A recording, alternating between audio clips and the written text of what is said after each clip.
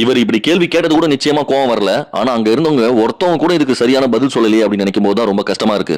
பெண்களான நீங்க சொல்லுங்க, தமிழ்நாட்டுல பெண்களுக்கு பாதுகாப்பு இல்லையா?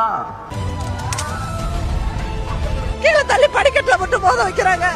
நாங்க அப்படி என்னங்க பாவம் செஞ்சோம்? எங்களோட ஊதியத்தை தானே கேட்கிறோம், சம ஊதியத்தை தானே கேட்கிறோம், எங்களோட உரிமையை தானே கேட்கிறோம். புத்தாண்டுக்கு நம்மளுடைய அமைச்சரும் முதலமைச்சரும் கொடுத்த இது பரிசு எல்லாம் நமக்கு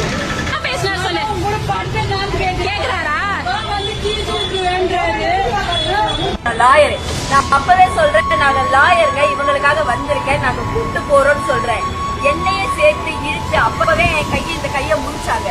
அதே கையில திரும்ப திரும்ப திரும்ப வந்து வந்து அடிச்சு இங்க வீங்கி இந்த இடமெல்லாம் புராண்டி வச்சு இவங்களை செஸ்ட் அடிச்சு இவங்களை வயிற்றுல முதச்சு இவங்க செஸ்டுக்குள்ள கைய விட்டு